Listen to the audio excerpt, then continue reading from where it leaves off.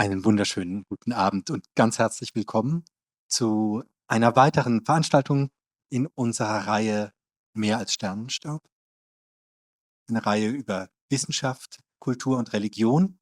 Und wir beschäftigen uns vor allen Dingen mit dem Dialog zwischen diesen verschiedenen Bereichen und freuen uns ganz besonders über die Gäste, die wir heute hier haben, die vielversprechend sind, einen spannenden Abend zu bescheren. Spannende Diskussionen, anregende Diskussionen. Und ich hoffe, Sie alle haben daran viel Freude. Im Namen der Schweizerischen Bibelgesellschaft in Zusammenarbeit mit der Universität Bern nochmal ein ganz herzliches Willkommen. Und ich darf gleich übergeben an unsere wunderbare Moderatorin. Ja, dann auch von meiner Seite einen schönen guten Abend.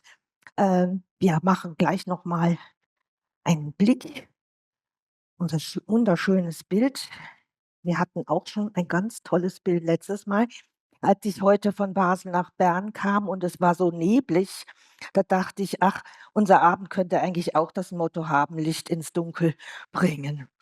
Das war der Abend mit Heino Falke. Den können Sie nach wie vor online nachschauen, wenn Sie das wollen, wie alle unsere Abende. Und deswegen wird hier auch gefilmt. Sie haben es schon gemerkt. Und wer eben nicht einverstanden ist, aufs Bild zu kommen, auch wenn es nur der Hinterkopf ist, der kann sich dann auf die Seite setzen. Das ist vollkommen okay so. Ja, das ist heute unsere Frage. Evolution und Schöpfung, eine Frage der Perspektive. Können sich Naturwissenschaftlerinnen und Naturwissenschaftler mit Theologinnen und Theologen überhaupt unterhalten? Ich meine ja, sonst wären die hier nicht da heute Abend. Wir wollen vor allem auch Wissen vermitteln. Wir wollen verstehen, was ist denn nun Evolution im Verständnis von einer Frau Professor Bank, die sich damit beschäftigt. Und sie tut das als Biologin und als Mathematikerin. Sie betreibt also mit dem Computer Forschung zu Evolution. Und, sie ist also nicht eine Biologin, die in den Wald geht und sich da die Lebewesen anschaut. Höchstens, sie ist mit ihrem Hund dort spazierend unterwegs. Und Sebastian Leidl ist Biochemiker, wie wir ganz doll betonen wollen, weil da irgendwie die Biochemie abhanden gekommen ist da oben.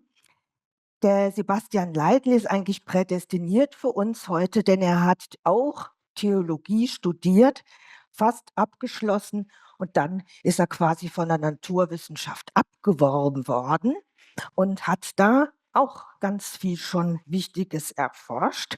Evolution und Schöpfung hat ihn aber immer weiter fasziniert und er ist auch in diesem Gespräch weiter drin. Von dem her ist er eigentlich so 'ne super Brücke an diesem Abend. Beide sind hier an der Universität Bern beschäftigt. Frau Professor Claudia Bank als außerordentliche Professorin am Institut für Ökologie und Evolution und, Professor Sebastian Leidl als ordentlicher Professor für RNA-Biochemie. Ja, wie die Evolutionstheorie und die Rede von der Schöpfung in Dialog bringen. Dazu finde ich, müsste man eigentlich viel wissen. Also, was meint die Wissenschaft überhaupt, wenn sie Evolution sagt? Und was meint die Theologie, der Andreas Losch, wenn er von Schöpfung spricht? Andreas Losch ist Theologe und seit vielen Jahren im Dialog mit der Naturwissenschaft. Ganz besonders der Weltraum hat es ihm angetan und er hat auch die Idee gehabt zu dieser Reihe und zu diesem Abend. Offenbar gibt es da Gesprächsbedarf. Ja, und da habe ich gedacht, wir steigen doch mal ein mit den aktuellen Nobelpreisen, von denen Sie vielleicht auch ja was gehört haben. Und SAF hat da auch toll getitelt zum Nobelpreis wie wollte ich jetzt anfangen? Oder Proteine wollten wir anfangen. Zum Nobelpreis in Chemie titelt „Proteine, wie Forschende mit KI den Code des Lebens knacken." Ist das wirklich passiert? Konnte die Naturwissenschaft den Code des Lebens knacken, Frau Bank? Also erstmal ist es ja der Nobelpreis in Chemie, also Mhm. vielleicht muss ich da Sebastian auch noch was dann zu fragen. Ich würde sagen, nein. Aber vielleicht können wir kurz darüber reden, was da überhaupt gemacht wurde. Also unsere Erbinformation, die DNA kodiert ja auch für sogenannte Proteine, also so Eiweißketten, die sich dann zusammenfalten und Proteine bilden. Und diese Proteine interagieren und haben halt alle möglichen Aufgaben in Organismen. Und es ist halt recht, also im Endeffekt hat man quasi wie so eine Buchstabenfolge von Aminosäuren, die diese Eiweißkette bildet und die dann so zusammengefaltet werden muss. Und man weiß immer noch nicht ganz genau, wie das funktioniert. Und diese neuen Nobelpreisträger haben verschiedene Methoden entwickelt, um anhand von einfach wenn man quasi dem Programm, also es ist ein Computerprogramm, dem gibt man diese Sequenz und das sagt einem dann halt vor, was die Struktur von diesem Protein ist. Und die Struktur ist dann halt ganz besonders wichtig, um herauszufinden, was macht das Protein eigentlich überhaupt. Und verschiedene Strukturen können halt dann auch interagieren. Da ist vielleicht Sebastian eher der Experte auch dann und verschiedene Aufgaben übernehmen. Und was sie jetzt halt machen können, laut diesem in diesem Nobelpreis wurde halt unter anderem geschätzt, dass man quasi jede beliebige Sequenz eingeben kann und dann mit 90-prozentiger, über 90-prozentiger Wahrscheinlichkeit vorhersagen kann, wie dieses Protein aussieht. Also, man kann Evolution damit voraussagen? Nein. Nein. Aber das Also machen Sie oder so ein bisschen? ja, also Evolution ist halt für mich, wenn sich diese Veränderungen in den Eiweißketten, wenn die sich eben, wenn solche auftreten und sich halt über die Zeit auch eben die Frequenzen halt von denen verändern und unter Umständen kann es dann dazu kommen, dass sich zum Beispiel auch ein Protein verändert über lange Zeit. Und jetzt theoretisch könnte man dann mit diesem Programm ja sagen, okay, wir ändern jetzt mal einen Buchstaben. Wie ändert sich das? Soweit ich weiß, ich habe das Programm selbst nicht ausprobiert, ist das immer noch sehr, sehr schwierig. Und aus meiner persönlichen Erfahrung kann ich sagen, dass es halt dann, wie das Ganze funktioniert im Organismus, ist noch so wenig. Also es ist einfach ein viel größeres Objekt, der ganze Organismus. Wenn ein Kollege von mir hat gestern eine tolle Analogie gemacht und er meinte, wenn wir können jetzt einen Ziegelstein machen. Also wir haben diese Materialien und dann unser Programm gibt uns 'n Ziegelstein, aber dann wissen wir noch nicht, wie wir daraus eine Kathedrale bauen. Und deswegen würde ich sagen, dass auch wenn es wirklich ich glaube, es ist eine tolle Methode und es ist sicherlich ein Fortschritt, glaube ich nicht, dass man damit halt wirklich den quasi das Geheimnis wie Leben entsteht, halt rausgefunden. Mhm. Herr Leitl, Sie sind schon angesprochen worden. Ich wollte eigentlich auch noch den anderen Nobelpreis nennen, nämlich in Medizin. Da haben Sie auch viele Erfahrungen und da wurde auch so was behauptet. Vom Fadenwurm zum Nobelpreis, wie MikroRNA unser Leben steuert. Worum ging's da? Kurz erklärt für Nicht-Expertinnen. Na, also, wie Claudia ja gesagt hat, also die Proteine sind ja Proteine sind die Moleküle, die in der Zelle alle Arbeit machen. Also, dass wir hier rumsitzen, das verdanken wir denen. Und um die zu machen, braucht man halt die RNA. Die wird gelesen, das ist sozusagen unsere genetische Information und die wird dann gelesen und in Proteine übersetzt. Und um diesen Prozess, also welches Protein gemacht wird oder nicht gemacht wird, zu steuern, das ist halt im Prinzip die Entdeckung von diesen Nobelpreisträgern. Das ist halt jetzt auf der Ebene drunter, das ist dann RNA, die das macht. Genau. RNA, das haben wir alle jetzt gehört in der Pandemie, aber so wirklich verstanden vielleicht noch nicht. Sie sind Professor für Ja, RNA-Technologien. dann versuchen. Vielleicht versuchen Sie es in aller Kürze und was das mit dem Leben oder den Bausteinen des Lebens angeblich zu tun hat, zu Das erklären. kann ich mal versuchen. Also die genetische Information ist in DNA, aber die ist zu wertvoll, als dass die Zelle da dran geht. Deshalb schreibt sie die in RNA um. Und RNA ist nicht sehr stabil und aus der macht man dann die Proteine. Und weil die nicht so stabil ist, kann man das viel besser dann steuern. Die kann man abbauen und stabil halten. Und das macht zum Beispiel diese MikroRNA und das wird dann halt abgelesen. Es ist auch wieder eine Buchstabenfolge wie bei den Proteinen, nur ist es dann jetzt eine Buchstabenfolge auf den Nukleiden sorgen. Und in der Pandemie hat man ja diese RNA-Impfstoffe gemacht. Das war im Prinzip so die Instruktion für halt ein Protein herzustellen, also das Spike-Protein in dem Fall, was dann die Immunantwort hervorgerufen hat, um halt quasi die Menschen immun zu machen. Und eben da ist es jetzt auch wieder, dass man die modifiziert hat in dem Fall. Das ist tatsächlich mein wirkliches Forschungsthema. Das sind quasi modifizierte RNA, weil die Zellen, die machen das sowieso, was die Menschen da künstlich gemacht haben. Das macht die Natur schon seit Jahrmillionen. Also von daher, da versuchen wir halt zu verstehen, wie das funktioniert. Und wenn man jetzt ein Eiweiß künstlich herstellen kann, ist das dann ein Schöpfungsakt oder was ist das dann? Also, kann man da Leben kreieren oder Na, Leben was? kreieren ist natürlich immer schwierig. Also erstmal kann man, in dem Fall hat man ja einfach was genommen, was es schon gab und hat das einfach künstlich synthetisiert. Das wäre, also man kann ja auch Plastik machen und braucht kein Holz. Also ein bisschen ist es ja jetzt nicht was ganz Neues. Sie mussten natürlich auf das Prinzip des Lebens zurückgreifen. Aber was tatsächlich, und da sind wir jetzt vielleicht beim Thema der Evolution durchaus, wenn man jetzt wirklich versucht, in der Evolution zurückzugehen von uns zu den wirklichen Ursprüngen des Lebens, und wenn man jetzt also quasi in die Zeit geht, wo es noch nicht mal Zellen gab, da ist tatsächlich die Idee, dass es so was gab wie eine RNA-Welt, weil halt RNA die beide Fähigkeiten hat, einerseits eine Erbinformation weiterzugeben und andererseits eine Funktion zu haben, also tatsächlich auch etwas zu machen, was heutzutage überwiegend Proteine tun in unseren Zellen. Mhm. Und da hat man halt diese Idee, dass da in dieser Art von Molekülen beide Fähigkeiten vereint waren. Er hat von Buchstabenfolgen gesprochen, Andreas Losch. Buchstaben, damit kennen Sie sich aus. Als Theologe, als reformierter Pfarrer, als Forscher, hier auch an der Universität Bern angesiedelt.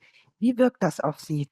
Sprechen die von etwas, was Sie auch kennen, als Theologe kennen? Na ja, als Theologe, also für mich ist einfach meine Grundhaltung ist, dass dieses Universum eine Schöpfung ist, aber nicht in einer Art und Weise, dass man sagen kann, wir können jetzt Gott dingfest machen oder so. Das heißt, ich glaube, dass die Wissenschaft nur herausfinden kann, was Gott in die Welt hineingelegt hat.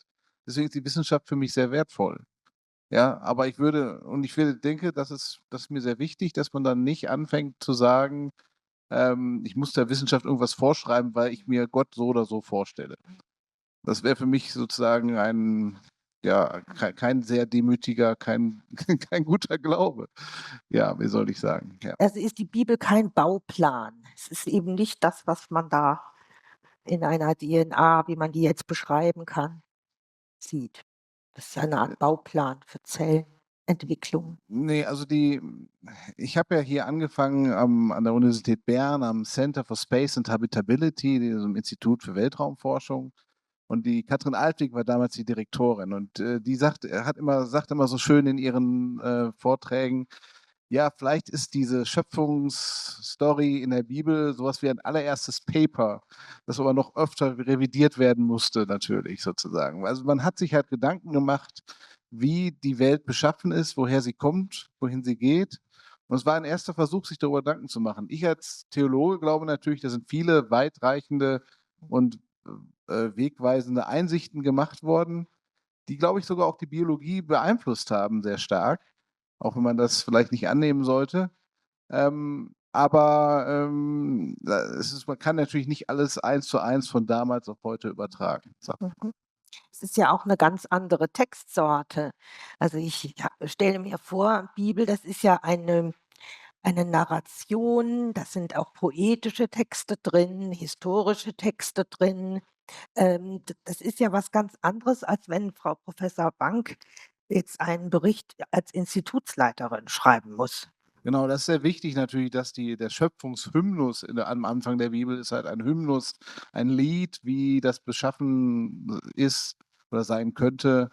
Und es ist kein Bericht, so dass jemand dabei war, mitgeschrieben hat, was jetzt passiert ist oder so. Das wird oft so bezeichnet als Schöpfungsbericht, nicht so traditionell, aber ist eigentlich nicht sehr hilfreich, weil es verkennt, was für eine Art von Text das eigentlich ist. Das merkt man schon daran, dass zum Beispiel am 4. Tag Sonne und Mond geschaffen werden. Ja, und jetzt, was für Tage sind das dann? Ja, wenn man das jetzt mal versucht, wissenschaftlich zu verstehen, ist das schwierig, ja.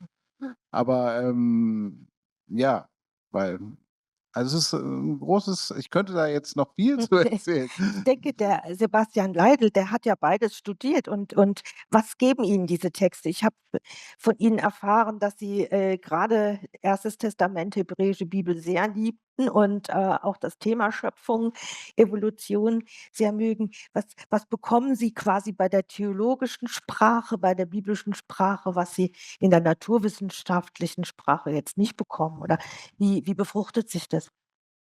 Also, ich weiß gar nicht, ob ich da jetzt was bekomme, was ich Mhm. in dem Sinne nicht bekomme. Also, ich hätte jetzt das ehrlich gesagt diese Schöpfungsberichte auch ein bisschen anders den Schwerpunkt sehen. Also, für mich sind es durchaus also eben, es sind, frühe Versuche, die Welt zu erklären und jetzt gerade, wo kommen wir hin her, wo Mhm. gehen wir hin? Das ist ein Hymnus, aber der durchaus und ich denke, da hatte Ihre ehemalige Institutsleiterin durchaus recht, dass die halt wirklich mit der Wissenschaft der damaligen Zeit, da waren die wirklich an der vordersten Front. Also dieses im Grunde diese Sonne und Mond, die sind eben Lampen. Also die haben im Grunde gesagt, das sind Lampen und das sind keine Götter. Und also da ist einiges transportiert worden und das Gras wird geschaffen, bevor die Tiere kommen, weil die ja sonst nichts zu essen hatten. Also die haben da durchaus Sich was überlegt. einiges sich überlegt, jetzt auch wissenschaftlich in dem Sinne. Genau, aber letztlich ist diese Frage, diese Texte zu versuchen zu beantworten, ist mehr also eben dieses, wo kommen wir her, wo gehen wir hin, was ist sozusagen der Sinn? Mhm. Und versucht eben da natürlich dann auch keine Antwort darauf zu geben, was wie genau passiert ist. Genau, wenn ich da einhaken darf, da schlagen tatsächlich 2 Herzen in meiner Brust. Also, einerseits sehe ich, dass es halt durchaus so Wissenschaft heute würde man das Wissenschaft nennen, worüber sie nachgedacht haben, aber es war natürlich zu der Zeit noch keine Wissenschaft im modernen Sinne. Aber es hatte natürlich 'n anderen Duktus und 'n anderen Charakter und, ich glaube, es ist natürlich schon 'n Problem, wenn man heute versucht zu sagen, in der Bibel steht das und das, deswegen muss das so sein, dann, das wird sie auch nicht sagen, Mhm. ja. Aber, ja, trotzdem glaube ich halt oder glaube ich nicht, weiß ich, dass halt diese Story, dieser Hymnus, schon auch anregend war, auch für die Wissenschaft natürlich. Er hat überhaupt 'ne Motivation, Wissenschaft zu betreiben, diese Frage, woher das kommt. Und, bis hin zu Darwin, der, Frommer Mensch war lang. Mhm. hm? Ein frommer Mensch war, aus frommen Hause kam. Ja, und, also, es gab einen Geistlichen zur Zeit Darwins, der sagte, als er von Darwins Theorien hörte: „Ja, steht ja eigentlich auch in der Bibel, was Darwin sagt. Mhm. Das Gras also, die Erde lasse wachsen Gras und Kraut.“ Also, die Erde hat dann, eine kreative Funktion, die hervorbringt die Arten. Mhm. Das ist auch bei den Schöpfung der Tiere dann so, ja? Dass erst die Erde die Tiere nach ihrer Art hervorbringt und dann, es wird gesagt, Gott schuf nach ihrer Art. Und wenn man das jetzt zusammen sieht, kann man ja sagen, die, die Bibel sagt im Grunde, dass durch die Erde hindurch, durch einen Prozess hindurch, ähm, die Welt sich selbst entwickelt hat. Und das fand Darwin sehr schön und habe das in seine zweite Auflage der Entstehung der Arten mit reingeschrieben, weil das eine Brücke fand für religiöse Menschen, das zu verstehen, was eben wichtig war. Wenn wir von Evolution reden, so wie wir es jetzt angebahnt haben, dann reden wir gleich immer vom Anfang oder vermuteten Anfang oder vom Anfang der Entwicklung. Und auch bei Schöpfung denken wir immer so: „Ja, das ist der Punkt.“ Hm, aber die Frau Professor Bank hat mir was ganz Wichtiges erklärt. Das möchte sie jetzt bitte auch tun, wie sie nämlich Evolution versteht.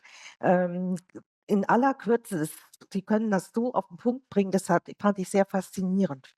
Ach so, ja, also, ich denke, dass, oft eben diese Idee ist, dass Evolution quasi nur die Vergangenheit anschaut. Mhm. Und mir ist es halt wichtig zu betonen, dass Evolution immer passiert.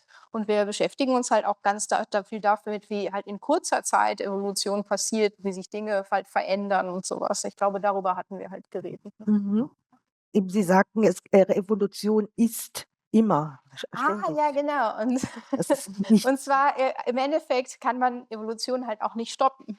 Also die einzige Art, es zu stoppen, ist, wenn zum Beispiel eine Art ausstirbt. Dann kann natürlich keine Evolution mehr stattfinden, weil Die ist sie weg. nicht mehr existiert. Aber solange irgendein Organismus oder eine Art existiert, wird sie evolvieren. Denn schon alleine durch einfach durch Zufall wird sich immer was verändern an den Genfrequenzen, solange eine Art existiert. Mhm. Spannend, ja. Ist Schöpfung auch ein kontinuierlicher Prozess oder war das einmal und dann nie fertig? Naja, also theologisch erhält Gott die Welt ja auch. Also Eben. hält er sie auch am Leben und erhält die Evolution am Leben sozusagen. Mhm. Ohne dass der jetzt dann irgendwie, ich glaube, darf man sich jetzt nicht so vorstellen, dass er immer wieder rumwerkeln muss und eingreifen muss, um da irgendwie irgendwelche Komplexitäten zu schaffen oder so. Es gibt ja dieses Intelligent Design, das diese Vorstellung hat, dass wenn es zu komplex ist, könnte man das nicht biologisch erklären. Da müsste man dann Gott hervorzaubern, um das zu beantworten. Und das finde ich einen schwierigen Ansatz, also auch theologisch sehr schwierig, weil das macht Gott zu so einem Taschenspielertrick, den man immer dann hervorzaubert, wenn man nicht mehr weiter weiß. Es ist doch eigentlich viel spannender, das Ganze als Gottes zu sehen, so für mich als Mhm. gläubiger Mensch, als jetzt nur an einzelnen Stellen versuchen herumzudoktern und zu sagen, das kann ja so nicht, das verstehe ich nicht, das hat die Wissenschaft noch nicht ganz erklärt, also ist es Gott. Das finde ich einen sehr schwierigen Denkweg. Ja, das ist im Grunde, passiert das aber, dass das oft so argumentiert wird, etwas karikiert, aber ja. Aber nicht in der wissenschaftlichen Theologie? In der wissenschaftlichen Theologie ist das ja wiederum so, dass es eigentlich kein Thema ist, weil man ganz klar sagt, das ist halt, da gibt es die Naturwissenschaft, die machen ihr Ding, wir machen unser Ding und solange man sich nicht reinredet, ist das auch gut. Das ist, glaube ich, auch eine sehr gesunde Haltung für die Universität. Nur es gibt halt auch in der gemeindlichen Basis schon auch Bewegungen, also auch aus den USA und die halt meinen, man wüsste es besser als die Wissenschaft oder es gäbe Spezialisten, die dann die dann bessere Erklärungen hätten als. Das ist halt schon ein bisschen schwierig, finde ich. Also, weil man das ja auch, ich bin ja auch religiös sozialisiert worden irgendwann und dann kriegt man das immer so mal mit, dass irgendwer das so meinte, sind dann so Aussagen wie Evolution ist ja auch nur eine Theorie, ja. Natürlich ist es nur eine Theorie, aber alles in der Wissenschaft ist nur eine Theorie und das ist nicht nur eine Theorie, sondern es ist sehr viel wert, eine Theorie in der Wissenschaft. Zum Beispiel, ja. Und, ja. Ja, aber reden wir wirklich vom selben? Ich habe dann oft das Gefühl, man redet nicht vom selben. Ja, vielleicht können Sie da noch was oder Sie Ich hätte noch bitte. eine Zwischenfrage. Ja. Also jetzt aus theologischer Sicht, wann würde der Mensch Schöpfung machen? Also wenn jetzt hier zum Beispiel, das gab es ja doch diese Geschichte mit dem geklonten Schaf Dolly, war das jetzt schon Schöpfung? Also ist Dolly ein Geschöpf Ist oder war Dolly ein Geschöpf? Ich glaube, Oder hat wurde nicht lange von durchgehalten. Menschen, also es war ja nur da haben Klon. Wissenschaftler haben das gemacht, die haben da irgendwie was zusammengebraut und dann kam das geklonte Schaf raus. Oder sagen wir mal, dann bauen wir dann noch so ein neues Protein ein und dann kann man ja auch schon machen, so, das leuchtet dann grün, wenn man drauf strahlt, sowas. Ist das dann Schöpfung?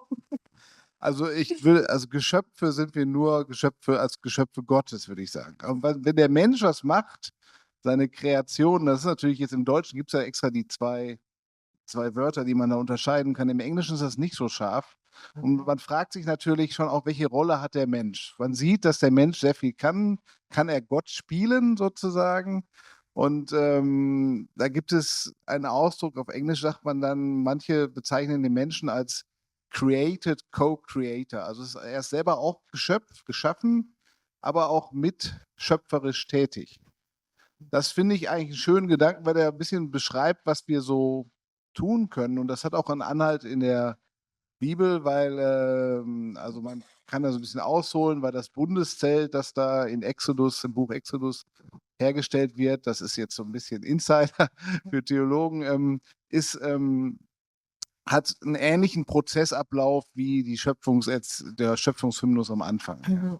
Oder da würde ich vielleicht einfacher ergänzen, dass das Wort für schöpfte, also als Gott die Welt schuf, dieses Verb nur für Gott gebraucht wird. Also Bereshit bara Elohim et hashamayim ve'et haaretz. Im Anfang schuf Gott den Himmel und die Erde. Und dieses Wort schuf Ist exklusiv, genau. ist exklusiv für Gott gebraucht. Und für etwas schaffen, etwas kreieren, werden dann andere Wörter gebraucht, Genau. Yetzirah oder sowas. Das ist ja auch noch interessant, dass da ein Unterschied, also das ist so beides, ja, kreativ sein ist ja nicht gerade Schöpfung im Und theologischen aber Sinne. diese Art von Kreation, wenn jetzt Mhm. der Mensch kann das dann Mhm. auch machen, aber ist das dann dem Menschen auch vorbehalten oder kann das auch ein Tier? Ja, das ist, ob das jetzt, also man verbindet das dann oft auch mit der Gedanken der Ebenbildlichkeit des Menschen, der Ebenbildlichkeit Gottes des Menschen, also dass der Mensch ein Ebenbild Gottes ist. Ja, das ist aber natürlich eine spannende Frage. Also, wie sich das, weil es ist ja so ein bisschen in dieser Erzählung so, am 6. Tag wurde der Mensch geschaffen, dann folgt nur noch der Ruhetag. Da ist der Mensch so das Ende des Ganzen, nicht? Und die Evolution, das verstehe ich schon, die geht ja eigentlich weiter, ne? Was würde man jetzt von 'ner theologischen Perspektive darauf antworten? Also hat sich immerhin schon so entwickelt, dass man nicht mehr sagt, der Mensch ist die Krone der Schöpfung. Es gibt noch einige, die das so sagen. Ich habe das immer gelernt, man sollte das nicht mehr sagen, weil die Krone der Schöpfung ist der Ruhetag, der Der Schabbat, Feiertag. ja. Genau. ist die Krone. Aber man begegnet durchaus auch Theologinnen und Theologen oder vielleicht eher Theologinnen, die doch sagen, der Mensch ist die Krone der Schöpfung. Man kann da natürlich auf Psalm 8 verweisen. Ja? Mit Ehre und Hoheit hast du ihn gekrönt, den Menschen, heißt es da. Ähm, Aber ja, das hat ja auch eine ethische Dimension, dass das alles auf den Schabbat, den Ruhetag hinsteuert, weil der soll ja allen gelten, den Tieren auch, den Nutztieren im Speziellen, aber auch dem Fremdling, Sklavinnen, Sklaven, also das ist für alle Menschen, egal wie. Und das ist ein unglaublicher ethischer Impuls, der da in diesem freien Wochentag drinsteckt. Und vielleicht können wir uns darüber noch ein bisschen mehr unterhalten. Wie kommen wir überhaupt denn letztendlich zu ethischen oder politisch-gesellschaftlichen Entscheidungen, wenn wir uns mit diesen Themen eben Anfang des Lebens, Ende des Lebens, das sind ja sofort auch ethische Fragen. Wie kommen wir da im Dialog zwischen Theologie und Biologie und Biochemie vielleicht noch ein Stückchen weiter? Das würde mich sehr interessieren, weil letztlich sitzen hier alles Stimmbürgerinnen und Stimmbürger und wir müssen regelmäßig über sehr komplexe Dinge abstimmen, Biodiversität zum Beispiel. Ja, und da brauchen wir Fachwissen, aber wir brauchen auch eine ethische Kompetenz. Und da würde ich gern mit Ihnen noch weiter hören, was Sie so dazu denken. Sie haben im Vorgespräch, ich helfe Ihnen mal, ich habe mir das nämlich so gemerkt, gesagt, Biodiversität sei kein naturwissenschaftliches Thema, sondern ein politisch-gesellschaftliches Thema. Naja, also ich meine, man kann halt Biodiversität studieren, und wir studieren ja alles Mögliche, was spannend ist und auch, weiß ich nicht, Viren und Biodiversität und so. Und ich denke aber eigentlich nicht, dass wir auch dafür qualifiziert sind. Also wir können halt sagen, mit der und der Wahrscheinlichkeit könnte das und das passieren. Also es ist ja sowieso immer, meistens ist es ja eine Wahrscheinlichkeitsproblematik. Kann ich sagen, das wird auf jeden Fall in 5 Jahren, wird diese Art aussterben. Das sollte eigentlich niemand sagen, weil man kann es halt einfach nicht so sagen. Und dann ist halt natürlich die Versuchung ist groß zu sagen, man muss jetzt genau das machen, um das und das zu verhindern oder so. Und ich denke aber, dass es eigentlich halt nicht unbedingt, also erstens können wir das halt nicht, wir haben auch gar nicht unbedingt also wir haben die Ausbildung ja auch nicht dafür, quasi politische Empfehlungen zu machen oder so. Und deswegen, ja, weiß ich nicht, ich finde es halt eine sehr schwierige Geschichte, die auch während der Pandemie zu großen Problemen geführt hat. Dass dann Ja. immer jemand gesagt hat, in 3 Wochen wird genau das passieren. Das ist halt, kann man eben als Wissenschaftler nicht. Man kann Wahrscheinlichkeiten geben und das kommt natürlich dann auch nicht so gut an unbedingt. Was halt in den Medien gut ankommt, ist, wenn man sagt, genau das wird passieren. Und ich denke, da muss es eigentlich schon den Zwischenschritt geben, wo es dann halt, wo sich Leute halt mit diesen Wahrscheinlichkeiten beschäftigen und anhand dessen dann halt sagen, ja, das und das sollte unternommen werden. Ich glaube nicht, dass wir das sein können. Das finde ich 'n starkes Statement, weil ja immer wieder an die Naturwissenschaften und die Forschung, dieses herangetragen wird: „Nun sag doch mal.“ Also, grade in der Pandemie war das ja enorm stark, wo eigentlich WissenschaftlerInnen ihr Ethos hätten verraten müssen fast, wenn sie eben so Voraussagen hätten treffen sollen. Gleichzeitig braucht man die Wetterforschung ist so 'n Bereich. Das ist schon noch also, wie geht man damit um? Vielleicht hat man Sie mit Ihrer theologischen Vorgeschichte, Herr Professor Leitl, dann mal auch bei ethischen Fragen mal, zu Rate gezogen. Ich habe diesen oder diese 2 Studiengänge ja letztlich gemacht, weil ich eigentlich Bioethiker werden wollte. Zum Glück bin ich es nicht geworden, weil mir die Biologie dann doch so viel mehr, Spaß gemacht hat. Und als Naturwissenschaftler würde ich sagen, ist das nicht das eben, das finde ich auch, das ist eigentlich nicht unsere Aufgabe. Wir können natürlich sagen: „Okay, das wird vielleicht passieren. Wenn wir das machen, dann könnte ich mir vorstellen, dass das die guten oder die negativen Konsequenzen hat“, wobei wir natürlich als Wissenschaftler oft eben wir schreiben ja, um Geld zu bekommen für unsere Forschung, müssen wir Projektanträge schreiben und dann müssen wir natürlich also eben, das haben theoretische, ähm, Evolutionsforscherinnen zum Glück, müssen da anders argumentieren. Ich muss natürlich sagen, dass ich alle möglichen Krankheiten besiege. Und wenn ich das oft genug schreibe, dann glaube ich das vielleicht auch irgendwann und vermutlich ist das ja nicht so. Und das ist so ein bisschen, dass wir da manchmal vielleicht so dieses Gefühl kriegen, wir müssen jetzt auch Sachen sagen, die wir eigentlich nicht sagen können. Weil ich glaube, diese ethische Diskussion, die kann ich jetzt als Mensch führen, aber nicht als ausgebildeter Biochemiker hat mich mein Studium da nicht drauf vorbereitet. Also das gehört sicher nicht in meine Kompetenz. Mhm.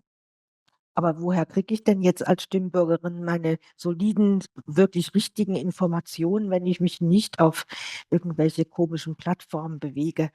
Weil Ihre Studien zu lesen, da bin ich überfordert. Na gut, die Informationen können Sie ja schon kriegen von Naturwissenschaftlerinnen, Also, da ist Wissenschaftlern. durchaus 'n Auftrag, das so zu verpacken, dass man's versteht? Also Ich würde halt einfach sagen, wir können halt keine Schwarz-Weiß-Informationen geben. Wir können halt nicht sagen, mach genau das. Wir können sagen, ja, also so und so sieht das aus. Und ich denke, dass da auch relativ klare Aussagen ziemlich deutlich sind, dass es nämlich zum Beispiel ein riesen Biodiversitätsproblem gibt. Da denke ich, da kann man kaum drum reden. Da helfen auch keine Wahrscheinlichkeiten mehr. Und ja, jetzt habe ich dich leider unterbrochen, aber ich würde sagen, dass es halt einfach, man muss sich, ja, eigentlich ethisch gesehen können wir halt nur Wahrscheinlichkeiten angeben, aber es klingt halt nicht so schön. Und wir können halt wir können einfach keine hundertprozentigen Fakten, Ja. wir können einfach, klar, wir können das, was wir wissen, liefern, aber keine perfekten Schwarz-Weiß-Lösungen. und das Genau. passt eigentlich auch ein bisschen zur Evolution an sich. Die Absolut. Evolution hat auch keine perfekten Antworten. Es ist also in der Natur oder der Biologie ist es sehr schwer. Es gibt eigentlich kaum Schalter. Sie haben nie deshalb bin ich gerne Biochemiker, weil wir immer in Gleichgewichtsreaktionen denken. Die können in die eine Richtung gehen, aber auch wieder in die andere. Und das ist wirklich also Ja nach Nein geht, ist gar nicht so einfach und auch gut und schlecht und richtig oder falsch und wird das passieren oder nicht, kann man häufig gar nicht so genau sagen. Und das ist in der Evolution auch so. Sie haben ganz viele Phänomene, wo zum Beispiel ein Gen, was man früher gesagt hat, das macht krank, wenn man dieses Allel hat, und das weißt du vermutlich besser. Und wenn man in der Population guckt, dann sieht man auf einmal, hups, 10% der Menschen haben das, aber die sind alle nicht krank. Könnten es aber werden. Also man hat da ganz viele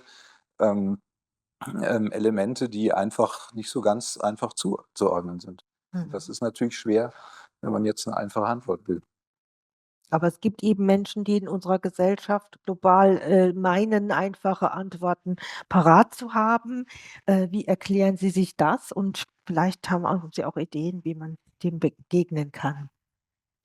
Also, vielleicht darf ich noch mal einhaken bei dem, Ja. was ihr gesagt habt. Also, mir ist das war auch meine Erfahrung da an diesem Weltraumforschungsinstitut, ja, dass, ich habe da natürlich auch Veranstaltungen besucht und habe gemerkt, am Ende der Vorlesung wurde es meistens spannend, wenn dann die Diskussion losging und die war oft auch sehr ethisch geprägt. Also zum Beispiel darf man den Mars irgendwie begrünen, wenn man könnte, oder müsste man den so lassen, wie er ist? War so eine Frage, die da sehr heftig diskutiert wurde und das hat mich dazu angeregt, darüber nachzudenken, dass vielleicht da doch dann auch ein Austausch nötig ist. Also wir brauchen eine Ethik, die informiert ist von der Naturwissenschaft, da auf dem neuesten Stand. Aber vielleicht braucht ihr auch eine ethische Reflexion, die ihr nicht immer parat habt. Also jetzt war so mein Eindruck zumindest da bei diesem. Und da würde ich natürlich ein bisschen ketzerisch sagen, das hat nur deshalb die Diskussion gegeben, weil es keiner kann. Wenn Herr Elon Musk da morgen was hochschickt, um den Mars zu begrünen, dann ist die Diskussion vorbei. Also Wenn man ihn lässt, ja. wenn man ihn lässt. Ja gut, aber der wird sich nicht dran halten. Wie will man es ihm verbieten? Das Weltraumrecht ist ja relativ schwammig und schwierig. Also das ist eine Sache, wo ich jetzt sagen muss, zum Beispiel, was gab es vor Jahren, diese Diskussion mit, sollte man ändern, um zu gucken, wie Pathogenität funktioniert, wo ja immer die Gefahr sein könnte, dass man sie noch gefährlicher macht oder so. Das ist eine Diskussion, die ist lange Zeit theoretisch geführt worden. Praktisch wird das gemacht, einfach um bestimmte Sachen zu verstehen. Und das ist in dem Gebiet, glaube ich, heutzutage relativ selbstverständlich, ohne dass man sich da meines Wissens klar drauf auf Richtlinien geeinigt hat. Ja, also gerade in der Raumfahrt gibt es da ganz klare Richtlinien, gerade was die Biologie angeht. Das nennt man die Planetary Protection Policy. Die haben so Regeln, welche Sonden und welche Raumkörper, wo immer man das was hinschickt, Rover oder so, dass je nach dem Ziel muss man die verschiedene Quarantänestufen einhalten sozusagen. Ja. Und erst recht, wenn man was zurück zur Erde holt, weil es könnte ja sein, dass es da draußen doch irgendwo auch Leben gibt. Und wir wissen ja, was so ein Virus so anrichten kann, wenn es nicht das Passende ist. Ja. Ja. Also insofern, auch der Herr Musk müsste dann schon sich an diese Policy halten, solange er er wird ja kontrolliert von dem Staat, in dem er das macht. Ja, das ist also, da gibt es schon Reglements. Ja. Aber diese Regeln sind entstanden natürlich im Diskurs mit der Biologie in dem Fall. Ja, genau. Das ist mir wichtig. Also Mhm. ich finde es einerseits wichtig, dass man eine Trennung macht, dass man so Mhm. klar sagt, ihr macht euers, wir machen unsers und wir reden uns nicht rein. Aber wenn man eine Trennung macht, kann man sich ja auch gut unterhalten und wenn man den anderen ernst nimmt, Informationen für dein eigenes Gebiet einholen sozusagen und darüber nachdenken, was das heißt. Bei der Theologie stelle ich mir vor, ist das schwieriger für die Naturwissenschaften, weil da normalerweise ja klar ist, es muss irgendwie ohne Gott funktionieren. Also, weil ja Gott auf einer anderen Ebene liegt, würde ich sagen, Mhm. ja, als die Gottesfrage. Das ist ja keine Frage der Naturwissenschaft oder so. Ich weiß nicht, wie du das siehst, aber würde ich jetzt mal so behaupten. Ja, ich würde sagen, das sind zwei Sachen, das anzuschauen. Und ich würde jetzt sagen, Schöpfung sehe ich eher, das ist im Grunde eher vielleicht eine Geschöpferfahrung, dass ich sage, ich nehme mich als Geschöpf wahr. Aber natürlich weiß ich, schaue ich auch die Entwicklung des Menschen im Sinne der Evolution an. Aber das sind für mich zwei Sachen, die erstmal nicht direkt was miteinander zu tun haben und sich deshalb auch nicht unbedingt widersprechen. Das ist doch interessant. Also, ich hatte am Eingangs gesagt, es sind 2 verschiedene Arten zu sprechen. Es sind, andere Narrative, würden wir vielleicht jetzt in der Postmoderne sagen, aber die müssen sich nicht widersprechen. Ich glaube, es ist ein Missverständnis, wenn man quasi eben einen naturwissenschaftlichen Text vermutet in einem mythischen Text oder in einem narrativen Text. Ja gut, aber der mythische Text, der wird ja jetzt auch, also ich würde den mythischen Text natürlich auch nicht lesen, um Mhm. das Leben besser Eben. zu verstehen, sondern Mhm. Biologisch besser zu biologisch verstehen. besser zu Ja. verstehen, genau. Ja, eben, aber das ist ja genau der Punkt, dass das eben manche Leute tatsächlich machen oder dass nicht, wahrgenommen wird, vielleicht auch auf der naturwissenschaftlichen Seite, dass sich wissenschaftliche Theologie sehr wohl mit historisch-kritisch auseinandersetzen weiß und nach, geisteswissenschaftlichen Methoden, auch funktioniert. Vielleicht können Sie da mal ein paar Müsterli erzählen, wie es Ihnen vielleicht gegangen ist im Dialog zwischen den Disziplinen Theologie und Naturwissenschaft. Das bricht ja dann an so 'nem Thema Evolution, Schöpfung halt oft auf, aber ist ja vielleicht auch sonst der Rede wert. Ich ich kann vielleicht was erzählen. Also, als ich hier bei den Weltraumforschern gearbeitet habe, war das Thema des Projektes halt Leben jenseits unseres Planeten, Fragezeichen. Gibt es da draußen Leben? Was würde das für uns bedeuten und so?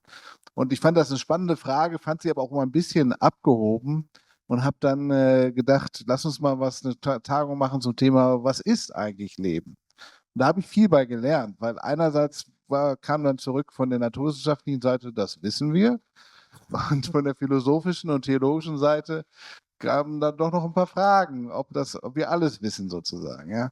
Und, aber eins, was ich dabei gelernt habe, das war von einem mexikanischen Biologen, der, also nicht aus unserem Kulturkreis stammt, aber sich sehr gut auskannte.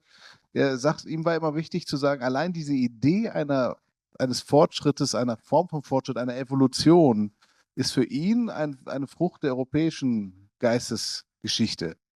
Also, im Grunde ist das 'ne verweltlichte Form der Heilsgeschichte für ihn sozusagen. Also, er ist selber Agnostiker, ja, aber er meint, diese Idee muss man irgendwo herhaben und, das, war für ihn, weil die in Mexiko halt mehr zyklisch denken, muss man erst Mhm. mal diese Idee eines Fortschritts von hier nach da haben und das war für ihn 'n Beispiel der christlichen jüdisch-christlichen Tradition, ja. Mhm. Das fand ich 'n interessanten Gedanken und das hat mich dann natürlich beschäftigt. Kann ich eigentlich bei den Weltraumforschern denen eigentlich irgendwas helfen oder kann ich da nur meine eigene Sachen machen? Und, ich bin vielleicht so 'n Aushängeschild, weil's irgendwie ganz spannend ist, was der so sagt als Theologe. Und, ja, da habe mich auf eine Spurensuche begeben, ob eigentlich auch umgekehrt, also für mich sollte die Theologie die Naturwissenschaft immer berücksichtigen. Das ist für mich sehr wichtig. Ja, weil, das wäre noch 'n eigenes großes Thema. Aber meine Frage war halt, ob auch die Theologie, die Naturwissenschaft auch irgendwie mal inspirieren kann, Mhm. wie halt vielleicht bei der Evolutionserzählung, ja? Und, natürlich auf 'ner Ebene, wo man einfach seine Ideen herbekommt, nicht so sehr auf der methodischen Ebene natürlich, weil das wäre ja komisch, wenn man anfangen würde zu sagen: „Hier wissen wir was nicht, das war dann Gott“ oder so. Ja, das finde ich halt methodisch, Also 'n nicht bisschen in hilfreich. die Richtung wie das Tagebuch der Menschheit, Carl van Scheich und als Evolutionshistoriker die Bibel dann auch so gelesen hat. Ja, die lesen die Bibel ja kulturanthropologisch, also Mhm. als Zeugnisse der Entwicklungsgeschichte der Menschheit. Mhm. Ne, also mal das, was ich dann gefunden habe, hat 'ne Weile gedauert. Ich war dann aber sehr erstaunt, dass die Idee des Urknalls eigentlich auch 'ne Idee war, die, es war ja Georges Lemaitre war ja Astrophysiker und Priester, der diese Idee aus der Bibel in gewisser Weise hat, ja. Natürlich hat er dann gemerkt, wenn ich das jetzt verfolgen will, muss ich das rein naturwissenschaftlich machen. Aber, er hatte diese Idee aus 'ner Bibelmeditation, weil er sich halt auch fragte: „Was ist mit diesem Licht am Anfang vor dem Sonne und Mond? Und kann es nicht sein, dass die Welt überhaupt 'n Anfang hat, wie in der Bibel sozusagen, ja?“ Weil damals sagte man noch vor über 100 Jahren, oder vor ungefähr 100 Jahren, dass halt die Welt ewig wäre, wie das Aristoteles so gedacht hat, ja. Mhm. Und das war 'ne neue Idee, dass man dachte, die Welt kann auch 'n Anfang haben. Und, ja, das war wie soll man sagen, ein religiöser Gedanke, der in die Wissenschaft, eingewandert ist, aber natürlich dann im Kontext der Wissenschaft rein wissenschaftlich überprüft und formuliert werden musste. Und es gab natürlich auch Gegentheorien dann, die Steady-State-Theorie, die dann sagten: „Ja, vielleicht ist es doch ewig“, aber die hat sich im Moment zurzeit nicht durchgesetzt jedenfalls, ja. Mhm. Also, ich will damit nur sagen, das heißt ja nicht, dass es jetzt die Urknall beweist die Bibel oder so. Das heißt einfach nur, dass religiöse Ideen, durchaus in der Wissenschaft 'ne Rolle spielen können, auch produktiv, wenn man das dann wie gesagt, in der Methodik ganz klar auseinanderhält. Mhm.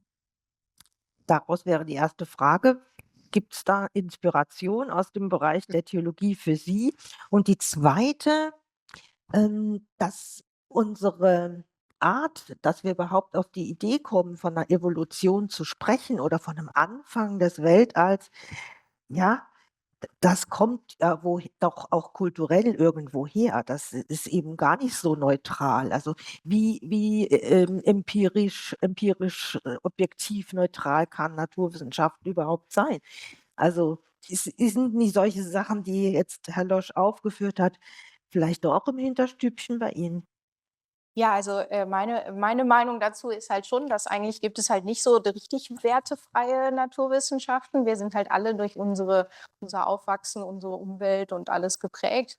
Und das zeigt sich halt in der Evolutionsforschung auch. Also, ich meine, ganz viel von der Populationsgenetik wurde ja ursprünglich hier aus so auch eugenischen Ideen so irgendwie, geprägt und sowas. Und ich denke, das darf man schon nicht aus den Augen verlieren, dass einfach wann immer wir was machen, dann agieren wir halt auf der Basis von unserer Umwelt, in der wir leben. Und auch wenn wir dann, also als Theoretiker erst recht, also fangen wir mal mit dem Experimentalisten an. Der hat ja auch sein Vorwissen, der weiß halt so ungefähr und denkt, da ist was wichtig und geht dann halt dahin. Und diese Gedanken, warum das wichtig ist, kommen ja auch nicht von irgendwoher. Als Theoretiker noch viel mehr. Ich mache so mathematische Modelle und versuche, die möglichst reduktionistisch zu machen, also möglichst wenig Faktoren zu nutzen in diesem Modell.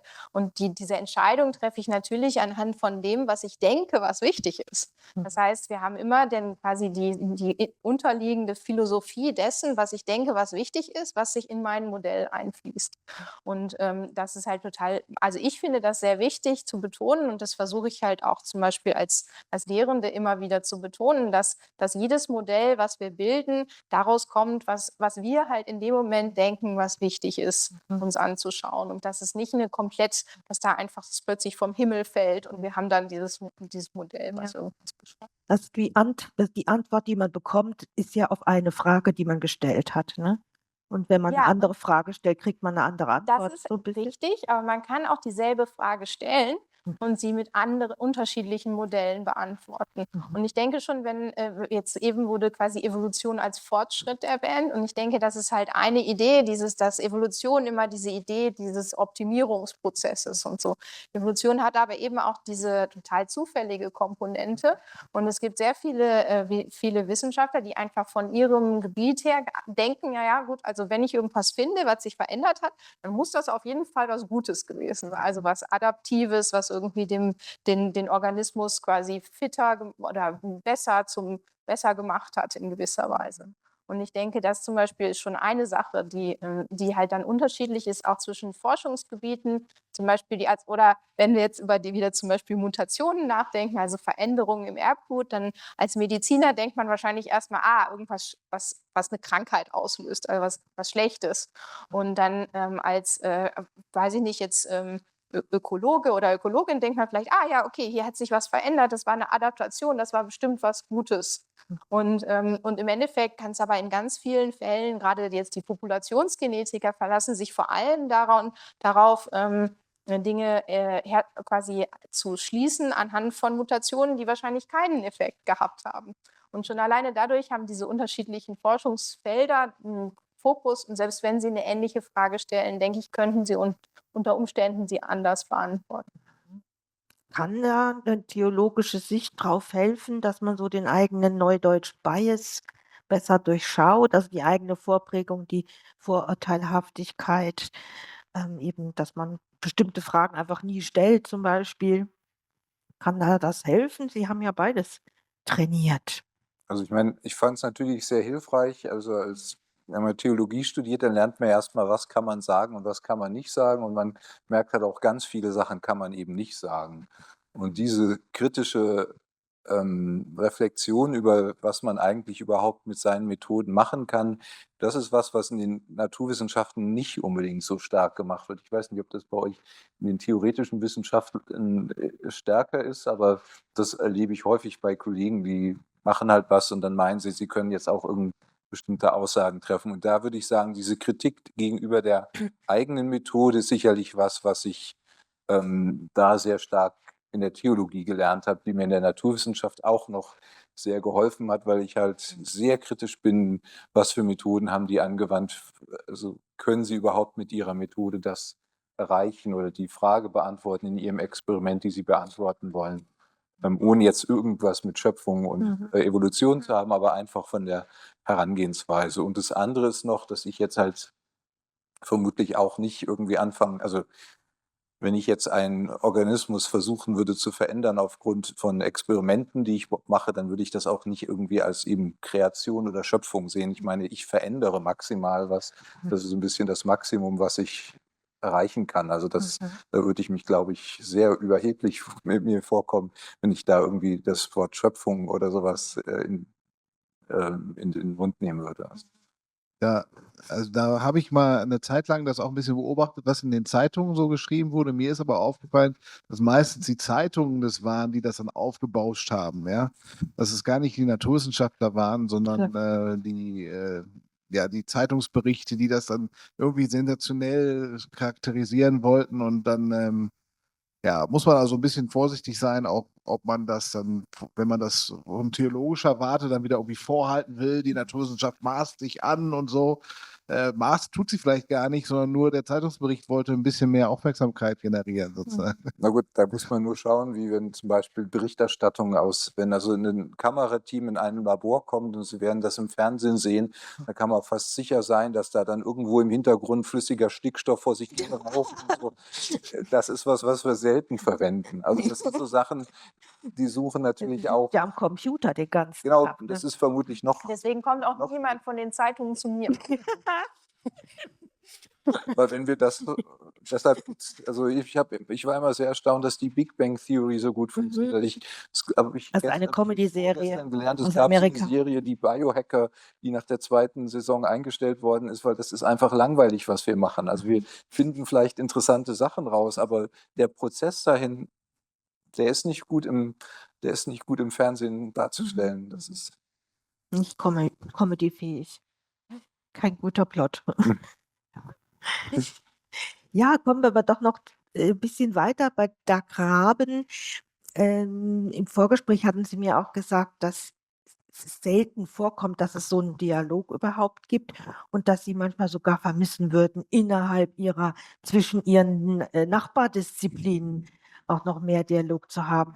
Und Sie haben mir verraten, ja, für sowas haben wir eigentlich keine Zeit, weil wir müssen ja Spitzenforschung machen und wenn man Spitzenforschung machen muss, ist man so fokussiert und da kann man jetzt sich nicht auch noch vielleicht können Sie dieses Dilemma noch mal beschreiben, weil da geht's ja auch drum, verstehen wir uns überhaupt noch? Also, sprechen wir überhaupt dieselbe Sprache? Ja, ich glaube eben oft nicht unbedingt. Und da würde ich auch zustimmen, dass oft halt auch ein bisschen vielleicht die Zeit fehlt, sich eben zu kommunizieren. Bei mir, mein Team ist halt sehr interdisziplinär und das ist für mich halt, das ist wirklich eine der Sachen, die ich besonders toll an meiner Arbeit finde, dass ich so verschiedene Leute habe. Und ich denke schon trotzdem, dass es sehr viel Aufwand ist, weil wir haben immer wieder diese Diskussionen, wo sich herausstellt, dass selbst mit dem gleichen Wort meinen wir was Unterschiedliches. Und wir sind eine Forschungsgruppe. Und da kann man sich halt vorstellen, dass das noch schwieriger wird, wenn man dann halt versucht, jetzt mit Biochemikern sich noch zu unterhalten. Wir arbeiten halt, also ich habe auch Physiker zum Beispiel in meiner Gruppe, MathematikerInnen zum Beispiel oder ja, und dann auch, ich finde halt, es ist zum Beispiel zwischen Molekularbiologen und Molekularbiologinnen und Evolutionsbiologen ist auch schon wieder dann so eine ganz andere wirklich Sichtweise. Und ich denke, dass es halt einerseits besonders spannend ist, aber nicht unbedingt sehr, sagen wir mal, ja, wie soll ich sagen? Das bringt halt nicht unbedingt dann Den schnellen Erfolg oder den großen Erfolg. Braucht mehr Zeit. ja, das würde ich nicht mal sagen. Also wer sich die Mühe macht, hat da durchaus was von, würde ich sagen. Aber man muss ja kurz gucken, also was ist dann langfristig und was ist kurzfristig. Und kurzfristig ist es erstmal mehr Arbeit und wird, glaube ich, nicht gefördert. Ich weiß nicht so genau. Also ich glaube, es kommt wirklich sehr drauf an. Man muss auch Glück haben. Also ich glaube, das gehört immer sowieso mit dazu bei, glaube ich, der akademischen Karriere. Aber man wird halt auch sehr schnell dafür kritisiert, dass man natürlich nicht alles perfekt wissen kann. Und ich denke halt, das ist schon also die noch mehr traditionelle Philosophie ist halt, man wird extremer Fachexperte. Die braucht es auch auf jeden Fall. Und dann gibt es halt vielleicht auch andere Leute, und ich würde mich wahrscheinlich mit dazu erzählen, ich interessiere mich halt für besonders viele Dinge und versuche wirklich zu vermitteln, dann auch so zwischen verschiedenen Wissensgebieten. Und das wird auch oft kritisiert, würde ich sagen. Und ich denke, dass es halt das beides braucht. Ich glaube, dass halt einfach die beste Wissenschaft daraus entsteht, dass man eben wieder eine Art von Diversität eigentlich auch schafft, wo all diese verschiedenen Puzzleteile miteinander interagieren. Möglichst viele Perspektiven, möglichst viele. Ich denke aber noch einfach, um kurz abzuschließen, bevor dass es nicht einfach ist, das zu etablieren, weil ja unsere ganzen Systeme, mit denen wir Dinge bewerten und so, sind ja oft auch quasi entstehen in so einer Bubble eigentlich von ähnlich denkenden Leuten, und halt die Diversität zu kreieren als erstes ist, glaube ich, dann oft schwierig. Heidel, wollen Sie reagieren? Sonst gehe ich bei den Bubbles weiter. Ja, dann gehen Sie bei den Bubbles weiter. Weil das ist ja etwas, was ja so beklagt wird, dass man in den eigenen Echokammern verharrt, Seiten, die jetzt auf Social Media nur noch mit denen redet und die Informationen nur noch von denen, und dass es so diesen großen Diskurs nicht gibt und vor allem auch dieses, ja, wer behauptet da die Wahrheit zu haben, und dass das dann oft sehr einfach gestrickt ist, und das ist ja etwas, was wir auch gesamtgesellschaftlich im Sinne der Demokratie ja bedauern müssen. Und da haben sie ja auch alle eine Verantwortung, denke ich. Und da geht es ja auch darum, wie kriegt die Öffentlichkeit die guten Informationen von der Universität Bern, die hier erforscht wurden. Also da kommt ja auch viel an Kommunikationsarbeit. Heute Abend machen Sie das eigentlich auf Sie zu. Können Sie sich gar nicht leisten, Herr Leidl. Ich weiß, als ich Sie anrief, da haben Sie gesagt, ich muss heute diesen Forschungsantrag noch fertig machen. Ich sage, gut, ich rufe morgen wieder an, machen Sie das bloß fertig. Also Sie sind ja auch unter 'nem enormen Druck, und ja, dann ist es noch nice to have. Jetzt, Sie hatten heute Nachmittag 4 Stunden Institutsleitungssitzung und sowas. Jetzt sitzen Sie auch noch hier, also dafür auch schon mal herzlichen Dank an dieser Stelle. Aber eben, es ist schon hart, also weil wir brauchen ja als Gesellschaft Ihre Sachkompetenz.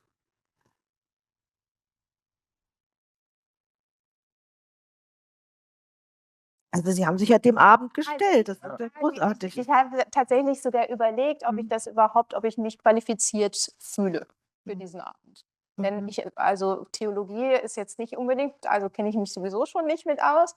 Und auch als Theoretikerin weiß ich halt auch, also ja, ich weiß nicht, ich habe das Gefühl, dass ich habe so immer, obwohl ich schon interdisziplinär arbeite, habe ich oft das Gefühl, dass ich nicht Expertin genug bin, um auch Dinge halt zum Beispiel zu vertreten. Also jetzt sagen wir auch die Biodiversitätsinitiative. Also ich würde schon sagen, dass ich wahrscheinlich mehr weiß über Biodiversität als jetzt den man zufällig jetzt gerade auf der Straße trifft. Und dennoch glaube ich, wenn ich zu einem Interview eingeladen würde ich sagen, nein, ich bin dafür keine Expertin. Und ich finde es halt für mich persönlich, ist es sehr schwer, die Entscheidung auch zu treffen, dann für was fühle ich mich qualifiziert, sodass ich eben nicht mich verkaufe als jemand, der irgendwas weiß, was ich dann vielleicht doch nicht weiß.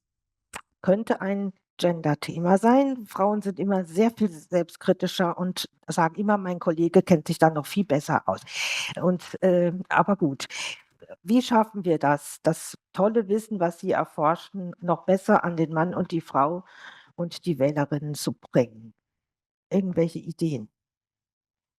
Gut, da kann ich nur sagen, es ist schön, dass Sie, also jetzt wurde uns gedankt, dann kann ich auch nur sagen, schön, dass Sie gekommen sind, denn also das müssen Sie sich ja auch erstmal die Zeit freischaufeln. Also ich finde, letztlich gibt es nicht so viele andere Möglichkeiten, als solche Diskussionen zu führen oder andere Diskussionen zu führen. Und selbst wenn wir das, sagen wir mal, nur einmal im Jahr machen, haben wir auch noch Kollegen und Kolleginnen, die können das ja auch mal machen.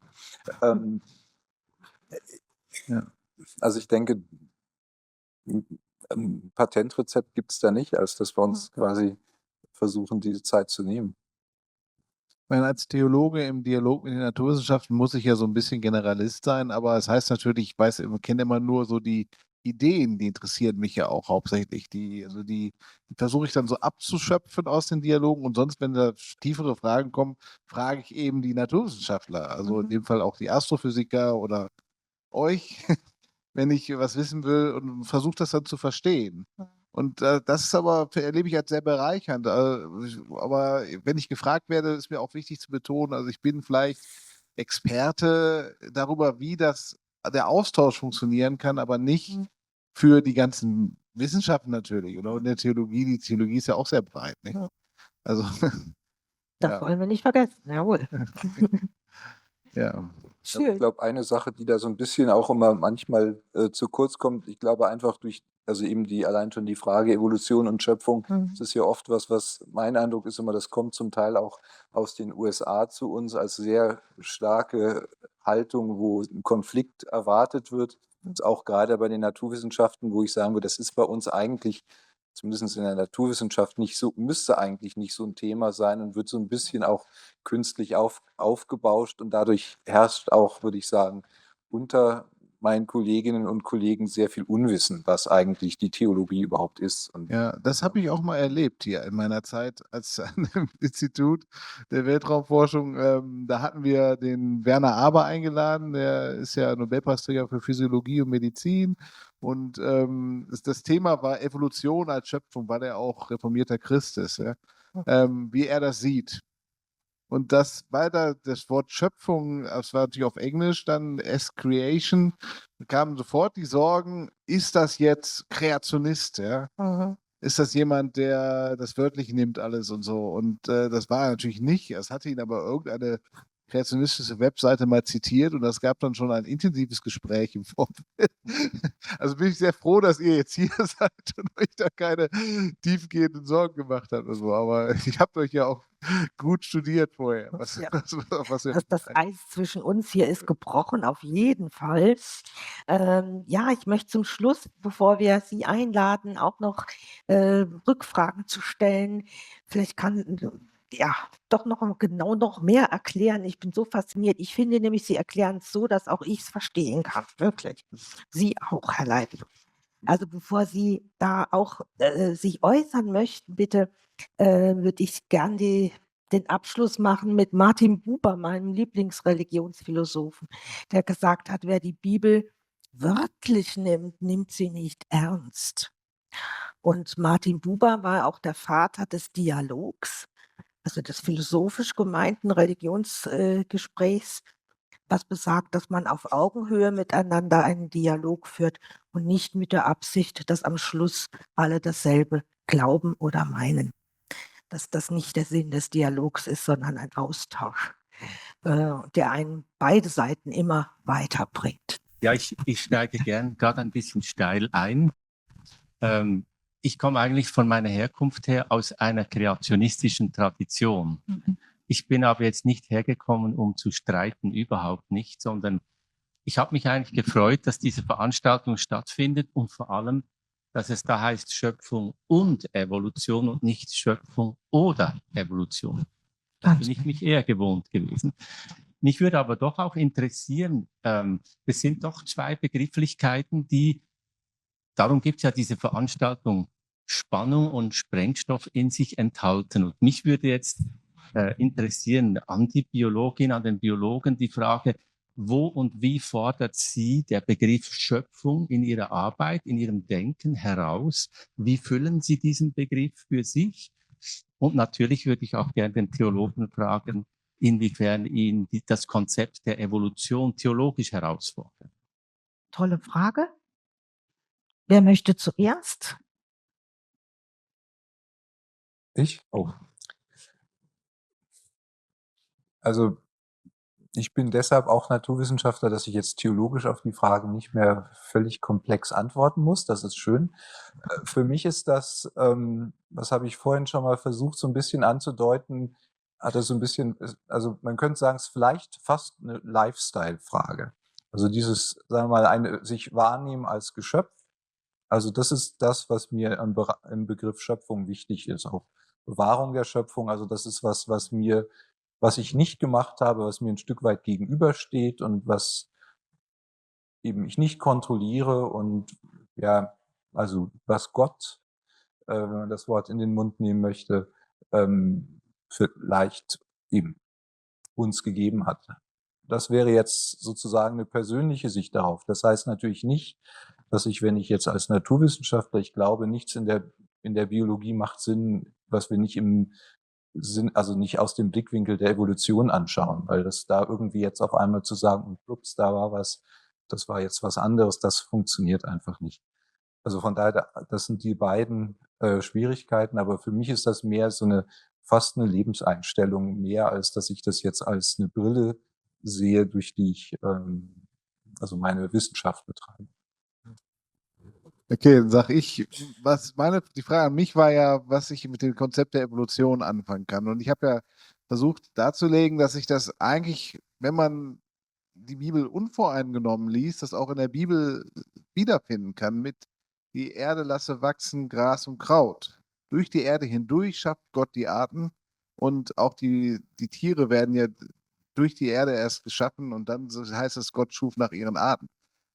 Schuf sie nach ihren Arten. Und ich finde, das ist für mich ein Hinweis darauf, dass wir diese heiligen Texte, für mich heiligen Texte auch einfach, dass wir die nie eigentlich in dem ganz unvoreingenommen verstehen können. Wir können sie gar nicht wörtlich verstehen, weil wir dann immer schon eine Tradition mitdenken, vielleicht die, in der wir groß geworden sind. Ja.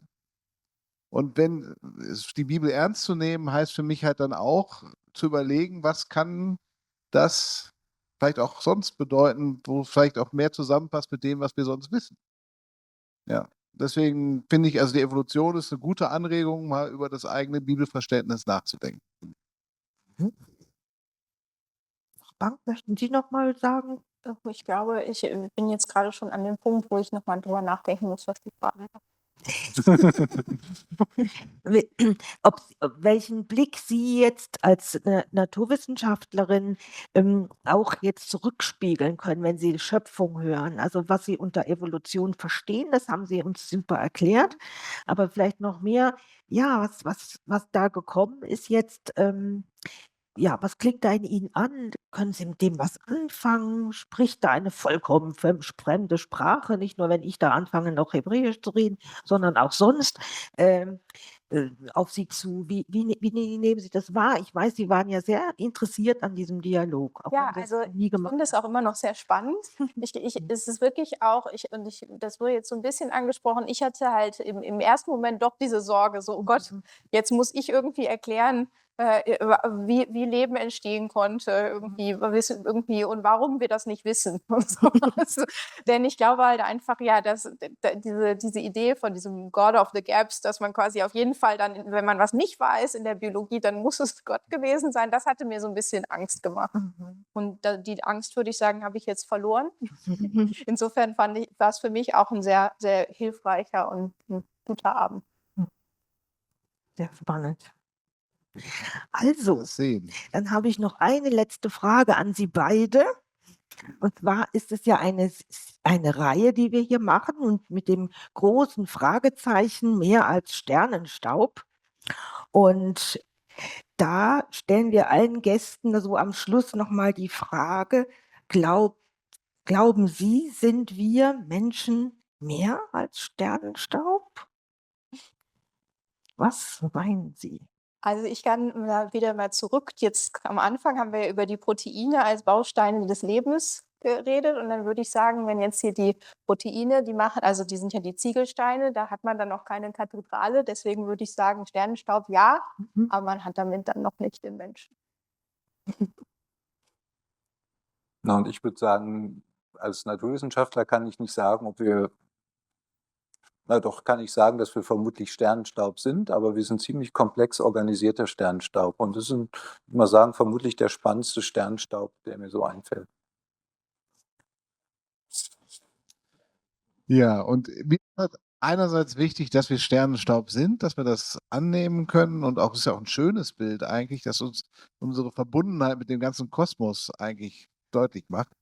Aber natürlich auch mehr, aber dieses Mehr, da kann man dann drüber nachdenken und weiter diskutieren. Für mich als Theologe ist es dann halt die Ebenbildlichkeit, Gottes Ebenbildlichkeit des Menschen, aber das, was das wieder heißt an Verantwortung und Bedeutung für diese Welt, das ist dann wieder ein eigenes großes Thema.